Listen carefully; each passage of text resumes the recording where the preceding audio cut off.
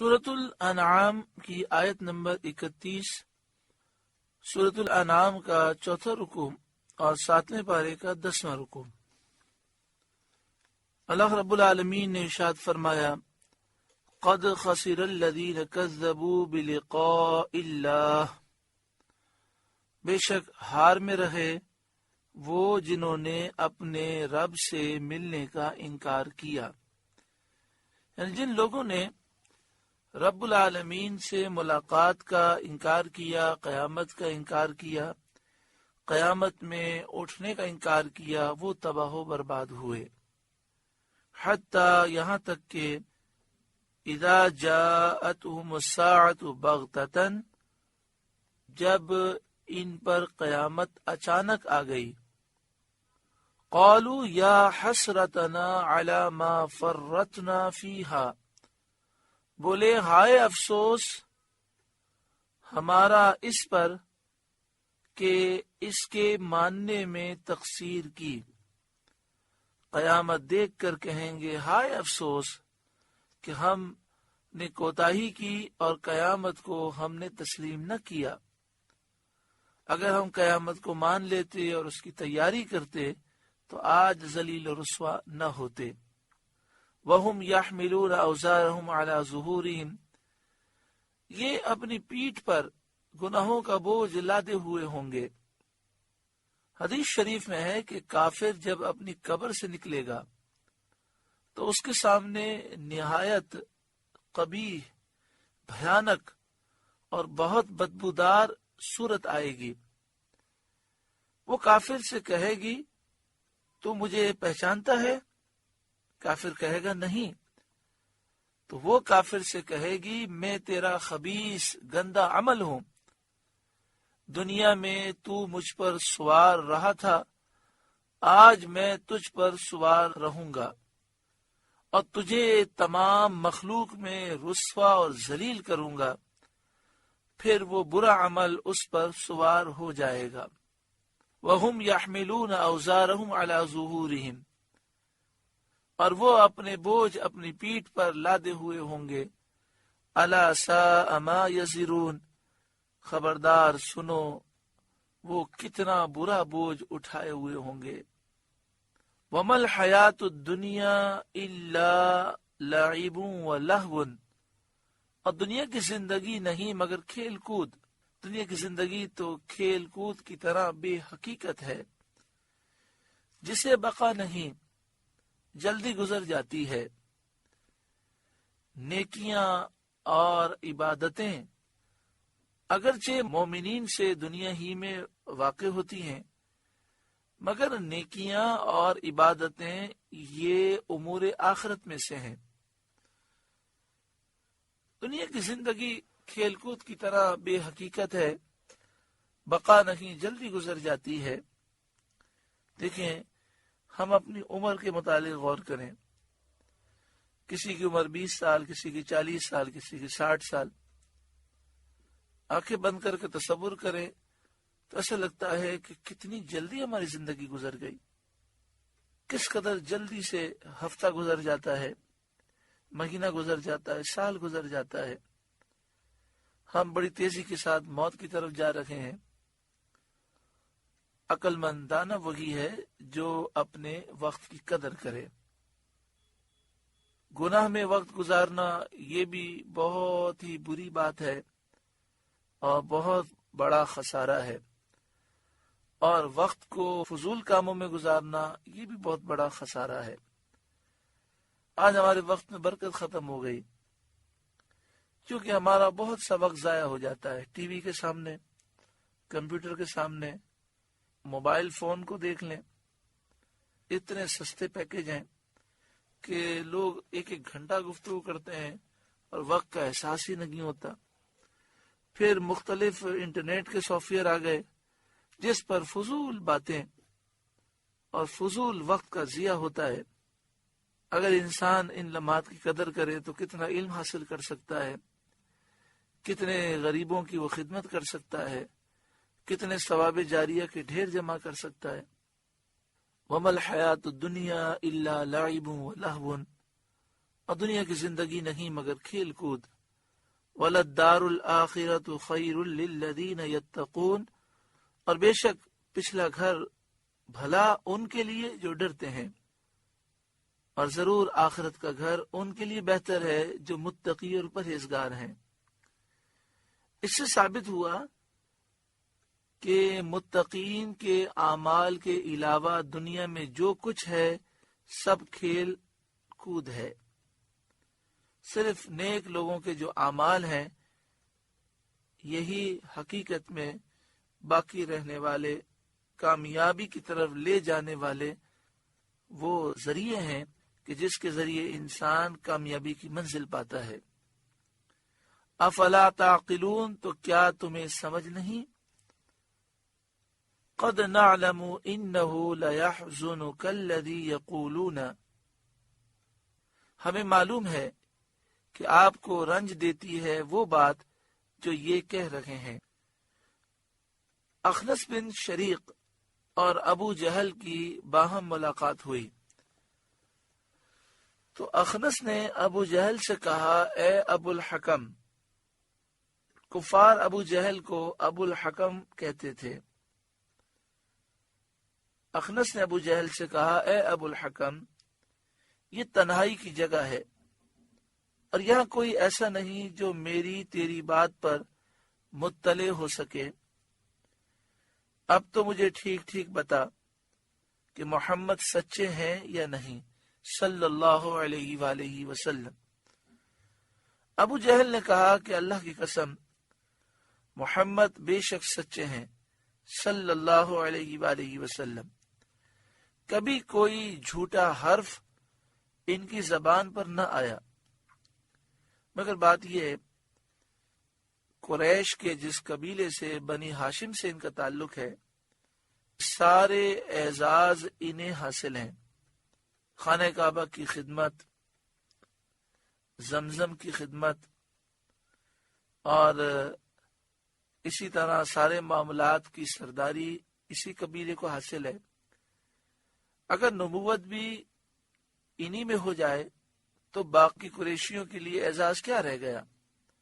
یعنی اس سے مطلب یہ ہوا کہ ابو جہل اس بات کو جانتا تھا کہ یہ سچے نبی ہیں، لیکن اس کا یہ خیال تھا کہ یہ بنی ہاشم سے ہیں اور قریش میں بنی ہاشم کو ساری فضیلتیں اور اعزاز حاصل ہیں۔ زمزم کی خدمت، خانہ کعبہ کی خدمت، حاجیوں کی خدمت اور اسی طرح سرداری سب انہیں حاصل ہے۔ اگر ہم انہیں نبی بھی مان لیں تو پھر باقی جو قریشی ہیں ان کے لیے کیا اعزاز باقی رہے گا؟ تو صرف یہ جلن تھی، یہ حسد تھا جس کی وجہ سے ابو جہل ایمان نہیں لایا۔ ترمذی نے حضرت علی رضی اللہ تعالی عنہ سے روایت کی کہ ابو جہل نے حضرت نبی کریم صلی اللہ علیہ وآلہ وسلم سے کہا، ہم آپ کی تکذیب نہیں کرتے، ہم تو اس کتاب کی تکذیب کرتے ہیں جو آپ لائے۔ اس پر یہ آیت کریمہ نازل ہوئی، قد نعلم انه ليحزنك الذي يقولون، ہمیں معلوم ہے کہ آپ کو رنج دیتی ہے وہ بات جو یہ کہہ رہے ہیں، فإنهم لا يكذبونك ولكن الظالمين بآيات الله يجحدون، تو وہ آپ کو نہیں جھٹلاتے بلکہ ظالم اللہ کی آیتوں سے انکار کرتے ہیں۔ اس میں سید عالم صلی اللہ علیہ وآلہ وسلم کی تسکین خاطر ہے کہ آپ اس بات کو جانتے ہیں کہ قوم نبی اکرم صلی اللہ علیہ وآلہ وسلم کو سچا مانتی ہے اور آپ کی سچائی کا وہ اعتقاد رکھتی ہے، مگر یہ جو آپ کو جھٹلاتے ہیں اس کا سبب حسد ہے اور عناد ہے۔ آیت کے یہ بھی معنی ہوتے ہیں کہ اے حبیب اکرم صلی اللہ علیہ وآلہ وسلم، آپ کو جھٹلانا اللہ کی آیتوں کو جھٹلانا ہے اور جھٹلانے والا ظالم ہے۔ آپ سراپا معجزہ ہیں تو آپ کو جھٹلانے والے اللہ کی آیتوں کو جھٹلانے والے ہیں۔ فَإِنَّهُمْ لَا يُكَذِّبُونَكَ وَلَكِنَّ الظَّالِمِينَ بِآيَاتِ اللَّهِ يَجْحَدُونَ، تو وہ آپ کو نہیں جھٹلاتے بلکہ ظالم اللہ کی آیتوں سے انکار کرتے ہیں۔ وَلَقَدْ كُذِّبَتْ رُسُلٌ مِّن قَبْلِكَ، اور آپ سے پہلے رسول جھٹلائے گئے۔ فَصَبَرُوا عَلَى مَا كُذِّبُوا، تو انہوں نے صبر کیا اس جھٹلانے پر۔ وَأُوذُوا، اور ایذائیں پانے پر، جو انہیں کافروں نے تکلیفیں دیں اور جو ان کی تکذیب کی، ان نبیوں نے صبر کیا۔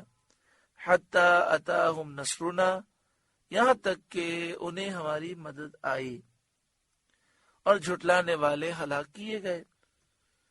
ولا مبدل لکلمات اللہ، اور اللہ کی باتیں بدلنے والا کوئی نہیں، اس کے حکم کو کوئی پلٹ نہیں سکتا۔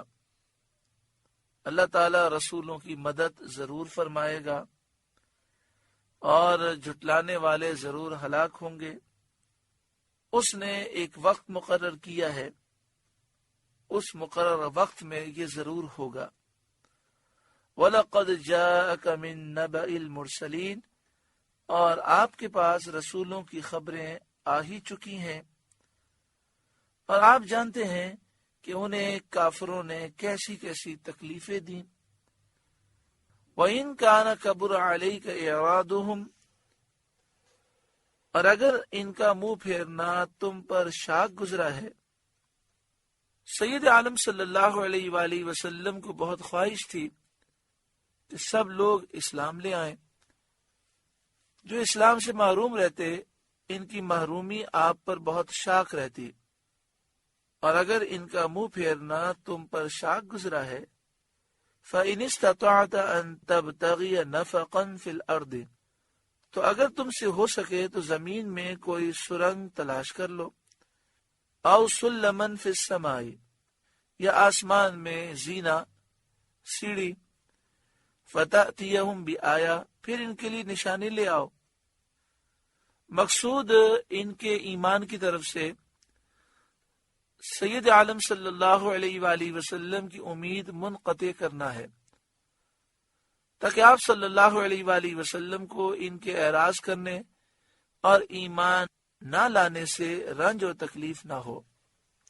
یعنی یہ آیت کریمہ میں نبی اکرم صلی اللہ علیہ وآلہ وسلم کے رنج کو دور کیا گیا۔ اللہ تعالیٰ اپنے محبوب سے محبت فرماتا ہے۔ کافروں کی حالت دیکھ کر نبی اکرم صلی اللہ علیہ وآلہ وسلم تکلیف محسوس کرتے، تو اس آیت کے ذریعے آپ کی تکلیف کو دور کیا گیا اور فرمایا گیا، اے محبوب کیسی نشانی آپ لے آئیں، یہ نہیں مانیں گے۔ وَلَوْ شَاءَ اللَّهُ لَجَمَعَهُمْ عَلَى الْهُدَى، اور اللہ چاہتا تو انہیں ہدایت پر اکٹھا کر دیتا۔ فَلَا تَكُونَنَّ مِنَ الْجَاهِلِينَ، تو اے سننے والے تو ہرگز نادان نہ بن۔ یعنی قرآن پڑھنے والا اس پر غور کرے اور یہ سوچے کہ یہ کافر ایمان کیوں نہیں لاتے۔ اگر اللہ تعالی چاہتا تو سبھی ایمان لے آتے، مگر اس وقت ایمان لانا سب کے لیے ضروری ہو جاتا۔ کس معنی میں ضروری ہو جاتا؟ کہ ایمان لانے کے بغیر چارہ نہ تھا۔ جو ایمان نہ لاتا مختلف مسائل اور پریشانیوں کا شکار ہو جاتا، تو دنیا پھر اس وقت دارالعمل نہ رہتی بلکہ دارالجزا بن جاتی۔ اللہ تبارک و تعالی نے یہ چاہا کہ دنیا دارالعمل ہو، یہاں ہر طرح سے ڈھیل دی جائے۔ جو نیکی کرنا چاہتا ہے اسے بھی موقع ہے، جو کفر اختیار کرتا ہے اس کے لیے بھی راہ موجود ہے۔ اصل جو بدلہ ملنا ہے وہ آخرت میں ملنا ہے۔ اگر آخرت دارالجزا نہ ہوتی اور دنیا دارالجزا ہوتی تو جو کفر اختیار کرتا فوراً ہلاک ہو جاتا۔ اس کے انجام کو دیکھ کر کسی کو کفر اختیار کرنے کی جرت ہی نہ ہوتی۔ انما یستجیب الذین یسمعون، مانتے تو وہی ہیں جو سنتے ہیں، یعنی جو دل لگا کر سمجھنے کی نیت سے سنتے ہیں انہی پر نصیحت اثر کرتی ہے، اور وہی لوگ دین حق کی دعوت قبول کرتے ہیں۔ والموتى یبعثهم اللہ، اور ان مردہ دلوں کو یعنی کفار کو اللہ تعالیٰ اٹھائے گا قیامت کے دن۔ ثم الیہ یرجعون، پھر اس کی طرف ہانکے جائیں گے، یعنی اللہ کے حضور سب حاضر ہوں گے، اپنے اعمال کی جزا پائیں گے۔ ثم الیہ یرجعون، پھر اللہ ہی کی طرف لوٹائے جائیں گے۔ وقالوا، اور بولے یعنی کافر جو مکے کے کافر ہیں، انہوں نے کہا لولا نزل علیہ آیۃ من ربی، ان پر کوئی نشانی کیوں نہ اتری ان کے رب کی طرف سے۔ کفار کی گمراہی اور ان کی سرکشی اس حد تک پہنچ گئی کہ وہ کثیر آیات اور معجزات جو انہوں نے سید عالم صلی اللہ علیہ وآلہ وسلم سے مشاہدہ کیے، ان پر قناعت نہ کی اور سب سے مکر گئے۔ ہزاروں نشانیاں، ہزاروں معجزات دیکھ کر بھی کہتے ہیں کہ کوئی نشانی کیوں نہ اتری۔ وہ ایسی نشانی طلب کر رہے ہیں کہ جس میں ساتھ میں اللہ کا عذاب بھی ہو۔ اللہم ان کان ھذا ھو الحق من عندک فامطر علینا حجارۃ من السماء، کافروں نے کہا نا یا رب اگر یہ حق ہے تیرے پاس سے، یعنی یہ قرآن، یہ محبوب تیرے پاس سے حق ہیں، تو ہم پر آسمان سے پتھر برسا۔ قل، اے محبوب آپ فرمائیے، ان اللہ قادر علی ان ینزل آیہ، کہ اللہ قادر ہے کہ کوئی نشانی اتارے، وہ جب چاہے اتار دے۔ ولکن اکثرہم لا یعلمون، لیکن ان میں اکثر نہیں جانتے، بالکل جاہل ہیں۔ وہ یہ نہیں جانتے کہ اس کا نزول ان کے لیے بلا ہے، کہ انکار کرتے ہی ہلاک کر دیے جائیں گے۔ جس نشانی کو وہ طلب کر رہے ہیں، وہ نشانی اگر آ گئی اور انہوں نے انکار کیا تو انکار کرتے ہی ہلاک ہو جائیں گے۔ وہ اس بات کو جانتے نہیں ہیں۔ وَمَا مِن دَابَّةٍ فِي الْأَرْضِ وَلَا طَائِرٍ يَطِيرُ بِجَنَاحَيْهِ، اور نہیں کوئی زمین میں چلنے والا اور نہ کوئی پرندہ کہ اپنے پروں کے ذریعے اڑتا ہے، الا امم امثالکم، مگر تم جیسی امتیں۔ یہاں فرمایا گیا کہ زمین پر جتنے چلنے والے ہیں اور جتنے پرندے اڑنے والے ہیں تمہاری جیسی امتیں ہیں، یعنی تمام جاندار، چاہے وہ چوپائے ہوں، درندے ہوں، پرندے ہوں، مویشی جانور ہوں، حلال جانور ہوں، حرام جانور ہوں، سب تمہاری مثل امتیں ہیں۔ اب یہ تو نہیں ہو سکتا کہ یہ بالکل ہماری ہر لحاظ سے مثل ہو، تو بعض باتوں میں وہ ہمارے مثل ہیں۔ مفسرین نے اس پر کلام کیا کہ جانوروں میں اور ہم میں کیا مثلیت پائی جاتی ہے، تو فرمایا یہ حیوانات تمہاری طرح اللہ کو پہچانتے ہیں، واحد جانتے ہیں، ایک جانتے ہیں، اللہ کی تسبیح پڑھتے ہیں، عبادت کرتے ہیں۔ اسی طرح وہ مخلوق ہونے میں تمہاری مثل ہیں، تم بھی مخلوق، حیوان بھی مخلوق۔ اسی طرح یہ جانور انسانوں کی طرح آپس میں محبت رکھتے ہیں، الفت رکھتے ہیں اور ایک دوسرے کی باتوں کو سمجھتے ہیں۔ اسی طرح یہ جانور روزی طلب کرنے میں تمہاری مثل ہے، تم بھی روزی طلب کرتے ہو، یہ بھی روزی کی تلاش کرتے ہیں۔ ہلاکت سے بچنے میں تمہاری مثل ہے، تم بھی ہلاکت سے بچنا چاہتے ہو، یہ بھی ہلاکت سے بچنے کی کوششیں کرتے ہیں۔ جس طرح تم میں نر اور مادہ کا فرق ہوتا ہے، اسی طرح ان میں بھی ہے۔ اسی طرح پیدا ہونے میں، مرنے میں اور مرنے کے بعد حساب کے لیے اٹھنے میں تمہاری مثل ہے۔ اب یہاں پر سوال پیدا ہوتا ہے کہ جانور پیدا ہونے میں تو ہماری مشن ہے کہ وہ بھی پیدا ہوئے، ہم بھی پیدا ہوئے، وہ بھی مریں گے، ہم بھی مریں گے. لیکن یہ فرمایا کہ جس طرح تم مرنے کے بعد حساب کے لیے اٹھو گے تو یہ بھی مرنے کے بعد حساب کے لیے اٹھیں گے. تو اس کو ذرا سمجھ لیں. حدیث پاک میں یہ ہے کہ جانور کو اٹھایا جائے گا کل بروز قیامت، اور ایک جانور دوسرے جانور سے بدلہ لے گا. مثلا ایک بکری جس کے سینگ تھے دنیا میں، اس نے دوسری بے سینگ بکری پر حملہ کیا تو دونوں بکریوں کو زندہ کیا جائے گا، اور جس کے سینگ نہ تھے اس کو سینگ دیے جائیں گے، وہ اپنا بدلہ لے گی، اور پھر دونوں بکریاں ہلاک ہو جائیں گی اور مٹی ہو جائیں گی. ما فرطنا فی الکتاب من شیء، ہم نے اس کتاب میں کچھ اٹھا نہ رکھا، کچھ باقی نہ رکھا. یعنی تمام علوم، اس کتاب میں تمام علوم رکھے. ما کانا وما یکون کا مکمل اس میں بیان ہے. اولین اور آخرین کا علم ہے، جو ہو چکا، جو ہونے والا ہے، اس کا علم اس کتاب میں موجود ہے. جمیع اشیاء کا علم اس کتاب میں ہے. ما فرطنا فی الکتاب من شیء. اب یہ فی الکتاب سے مراد قرآن مجید فرقان حمید ہے یا لوح محفوظ ہے؟ قرآن مجید فرقان حمید میں بھی جمیع اشیاء کا علم ہے، اور لوح محفوظ میں بھی جمیع اشیاء کا علم ہے. اور یہ بھی ایک حقیقت ہے کہ اللہ تعالیٰ نے اپنے محبوب کریم صلی اللہ علیہ وآلہ وسلم کو لوح محفوظ کا علم بھی دیا اور قرآن پاک کا علم بھی دیا. تو پیارے آقا صلی اللہ علیہ وآلہ وسلم جمیع اشیاء کا علم رکھتے ہیں. ما کانا وما یکون کا علم رکھتے ہیں، جو ہو چکا، جو ہونے والا ہے. اولین اور آخرین کا علم رکھتے ہیں. تمام علوم اللہ تعالیٰ نے اپنے محبوب صلی اللہ علیہ وآلہ وسلم کو عطا فرمائے.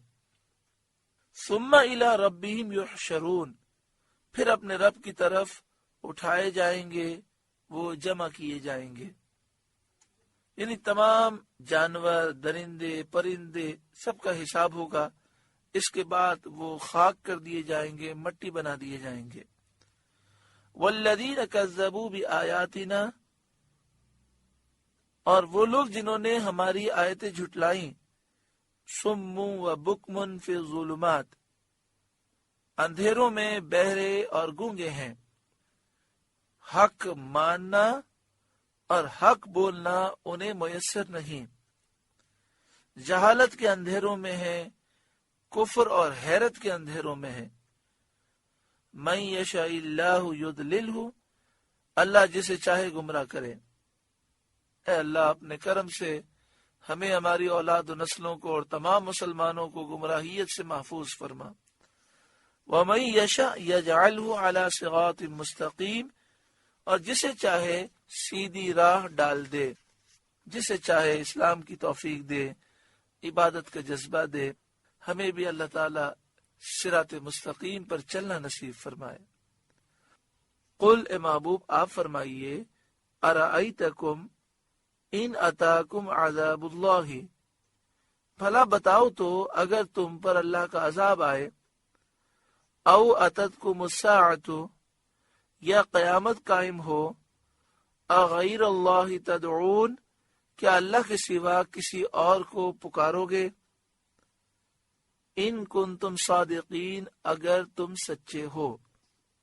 جنہیں تم معبود سمجھتے ہو، جنہیں تم الہ سمجھتے ہو، جن کے متعلق تمہارا عقیدہ ہے کہ وہ اللہ سے مقابلہ کرنے کی طاقت رکھتے ہیں، تو بتاؤ اللہ کا عذاب آ جائے تو کیا اللہ سے مقابلے کے لیے ان کو پکارو گے. بل ایاہ تدعون، بلکہ اللہ ہی کو پکارو گے. فیکشف ما تدعون الیہ ان شاء، تو اگر وہ چاہے جس پر اسے پکارتے ہو اسے اٹھا لے. وتنسون ما تشرکون، اور شریکوں کو تم بھول جاؤ گے. یعنی اگر تم اپنے دعوے میں سچے ہو کہ یہ بت خدا ہیں، معبود ہیں، الہ ہیں، اور اللہ سے مقابلہ کر سکتے ہیں، تو پھر تم اس وقت انہیں پکارو جب اللہ تعالیٰ کا عذاب آئے یا قیامت آئے. اگر تم ایسا نہ کرو گے، تم مصیبت میں اللہ تعالیٰ ہی کو یاد کرو گے، کیونکہ تم جانتے ہو کہ یہ بت جھوٹے ہیں۔ اس آیت میں مشرکین کے جھوٹ کو ظاہر کیا گیا کہ خود ان کا دل مانتا ہے کہ یہ جھوٹے خدا ہے، یہ اللہ کا مقابلہ نہیں کر سکتے، اسی لیے جب مصیبت آتی ہے، اللہ کا عذاب آتا ہے، یا جب قیامت آئے گی تو اس وقت یہ ان بتوں کو نہیں پکاریں گے۔ فَيَكْشِفُ مَا تَدْعُونَ إِلَيْهِ إِن شَاءَ، اللہ تعالیٰ چاہے تو وہ مصیبت جس پر اسے پکارتے ہو وہ اسے دور کر دے۔ وَتَنْسَوْنَ مَا تُشْرِكُونَ، اور شریکوں کو تم بھول جاؤ گے، جنہیں اپنے اعتقاد باطل میں معبود جانتے تھے ان کی طرف التفات بھی نہ کرو گے، توجہ بھی نہ کرو گے، کیونکہ تمہیں معلوم ہے کہ وہ تمہارے کام نہیں آ سکتے۔ اب یہاں پر ذرا اچھی طرح اس بات کو سمجھ لیں کہ مشرکین کا رد کیا گیا۔ مشرکین اپنے بتوں کو خدا سمجھتے تھے اور اللہ کا مقابل سمجھتے تھے کہ اللہ بھی الہ ہے، ان کے جھوٹے خدا بھی الہ ہیں، معبود ہیں۔ تو اس لیے فرمایا گیا کہ در حقیقت تمہارا دل بھی اس بات کو مانتا ہے کہ ہم جھوٹ کہتے ہیں، یہ بت کوئی طاقت نہیں رکھتے، یہ خدا الہ نہیں، معبود نہیں، اور اللہ کی مشیت کے بغیر کچھ نہیں ہو سکتا۔ لہذا ان سے کہا گیا کہ ایسے موقع پر تم ان بتوں کو نہیں پکارو گے۔ جہاں تک شفاعت کا تعلق ہے کہ صالحین شفاعت کریں گے، یہ عقیدہ قرآن پاک سے بھی ثابت ہے اور احادیث طیبہ سے بھی ثابت ہے۔ ان آیتوں کی غلط تشریح کر کے یہ کہہ دینا کہ مسلمانوں کی شفاعت صالحین نہیں کریں گے، یہ قرآن کا بھی انکار ہے اور احادیث طیبہ کا بھی انکار ہے۔ پہلی بات تو یہ ہے کہ مسلمان نبی اکرم صلی اللہ علیہ وآلہ وسلم، انبیاء، اولیاء، صالحین اور فرشتوں کو خدا نہیں سمجھتے، الہ اور معبود نہیں سمجھتے۔ وہ یہ سمجھتے ہیں کہ یہ اللہ کے دربار میں مقبول ہیں اور یہ اللہ تعالیٰ کے حکم سے، اذن سے، اس کی مشیت سے شفاعت کریں گے، اور اللہ کی مشیت یہ ہے کہ وہ ان کی شفاعت پر رحمت فرمائے گا، اور یہ اللہ ہی کا حکم ہے۔ اس لیے کل بروز قیامت ساری مخلوق نبی اکرم صلی اللہ علیہ وآلہ وسلم کی بارگاہ میں حاضر ہوگی اور حضور شفاعت کریں گے، شفاعت کبریٰ کا دروازہ آپ کھولیں گے، اور اسی سے ساری مخلوق کی مصیبت دور ہوگی۔ یہ بخاری شریف، مسلم اور دیگر احادیث کی کتابوں سے ثابت ہے۔ اس کا انکار کرنے والا گمراہ ہے، بے دین ہے۔ تو اس لیے ان آیتوں کو بنیاد بنا کر ان حدیثوں کو اور قرآن کی ان آیتوں کو رد کرنا جس میں شفاعت کا ذکر ہے۔ دوسری بات یہ کہ مشرکین یہ عقیدہ رکھتے تھے کہ ہمارے بت اللہ کا مقابلہ کر سکتے ہیں، اور مسلمانوں کا یہ عقیدہ ہے کہ صالحین اللہ کی بارگاہ میں عرض کریں گے تو اللہ ان کے طفیل کرم فرما دے گا۔ یہ عقیدہ نہیں ہے کہ اللہ سے مقابلہ کریں گے۔ تیسری بات، مسلمانوں کا عقیدہ ہے کہ صالحین شفاعت کریں گے تو اللہ کے اذن سے کریں گے، اور اللہ کی مشیت کے بغیر کچھ نہیں ہوگا۔ یہ اللہ کی مشیت ہے کہ اللہ تعالیٰ صالحین کو مقام و مرتبہ دے گا، اور دنیا میں جن لوگوں نے قدر نہ کی، کل بروز قیامت اللہ تعالیٰ دکھائے گا کہ دیکھو ان صالحین کو میں نے کتنا مقام دیا، کہ ان کی شفاعت کے صدقے میں کتنے لوگ جنت میں جا رہے ہیں۔ شفاعت کبریٰ کا دروازہ تو رسول اللہ صلی اللہ علیہ وآلہ وسلم کھولیں گے، پھر آپ کے وسیلے سے دیگر انبیاء، صحابہ، اہل بیت اطہار، یہاں تک کہ حفاظ، حافظ بعمل، عالم بعمل، شہید جس نے اللہ کی رضا کے لیے قربانی دی، اسی طرح جس کا حج قبول ہوا، وہ سب لوگوں کو جہنم سے نکال کر جنت میں لے جائیں گے، اللہ انہیں مقام و مرتبہ دے گا۔ تو یہ اللہ کی مشیت ہے، اس کا شرک سے کوئی تعلق نہیں ہے۔ دوسری بات یہ کہ دنیا میں اللہ تبارک و تعالی نے ایک نظام بنایا کہ ہم ایک دوسرے سے مدد مانگتے ہیں۔ تو مدد مانگنا ایک دوسرے سے شرک اس وقت ہوتا ہے جب ہم کسی کو خدا سمجھ کر مدد مانگیں. جب ہم اپنے لوگوں سے مدد مانگتے ہیں تو ہم کسی کو خدا نہیں سمجھتے. اللہ تبارک و تعالی نے یہ نظام بنایا کہ جو صالحین ہیں، جو اللہ کے پیارے ہیں، اللہ نے انہیں مقام و مرتبہ دیا کہ جب ان کا نام مصیبت میں لیا جائے تو ان کے وسیلے سے اللہ تعالیٰ مشکل کو آسان فرما دیتا ہے. اور رب العالمین یہ دکھاتا ہے کہ دیکھو جنہوں نے اللہ سے لو لگائی، اللہ نے انہیں کتنا مقام و مرتبہ دیا. اب دیکھیں ہم جب قبرستان جاتے ہیں تو قبرستان میں جانے کے بعد ہم فاتحہ کرتے ہیں، تھوڑی دیر میں گھبراہٹ ہو جاتی ہے، زیادہ دیر بیٹھ نہیں سکتے. لیکن جب صالحین کے مزارات پہ جاتے ہیں ایسا نور، ایسی برکتیں نازل ہوتی ہیں، وہاں سے اٹھنے کا دل نہیں ہوتا. داتا گنج بخش علیہ رحمہ کے مزار پر انوار پر دیکھیں تو 24 گھنٹے، رات کو آپ 3 بجے بھی جائیں تو وہاں قرآن مجید فقان حمید کی تلاوت کرنے والے، درود شریف پڑھنے والے، رب العالمین کی بارگاہ میں دعائیں کرنے والے، اللہ کے حضور سجدہ ریز آپ کو لوگ نظر آئیں گے. اور بادشاہوں کی قبروں پر جائیں تو وہاں ویرانہ ہوتا ہے، وہاں پر گھبراہٹ ہوتی ہے. تو یہ بھی ہمیں دکھایا جاتا ہے جو اللہ کا ہو جاتا ہے اللہ اس کا ہو جاتا ہے، اور جس کا اللہ ہو جاتا ہے ساری کائنات اس کی ہو جاتی ہے. اللہ تبارک و تعالی سمجھ کی توفیق عطا فرمائے. اس موضوع پر مزید تفصیل جاننا چاہیں تو باہر شریعت مسجد سے کتاب یا CD یا کیسٹ حاصل کر لیں، شرک کی حقیقت اور حقیقت توحید. معیار ہدایت کتاب حاصل کر لیں، انشاءاللہ تعالی یہ موضوع اچھی طرح سمجھ میں آ جائے گا. اگر آپ سمجھے ہوئے ہیں، کسی کو سمجھانا چاہتے ہیں تو معیار ہدایت کتاب دے دیں. اسی طرح شرک کی حقیقت، حقیقت توحید، یہ CD کیسٹ دے دیں، اور اللہ تعالیٰ سے دعا کریں کہ اللہ تعالیٰ سب کو دین کی صحیح سمجھ عطا فرمائے. سورہ انعام کا 4واں رکوع مکمل ہوا. اللہ رب العالمین اس رکوع کے نور سے ہمارے قلوب کو روشن اور منور فرمائے. آپ سے گزارش ہے کہ قرآن کے اس پیغام کو آگے پہنچا کر ثواب جاریہ حاصل کریں.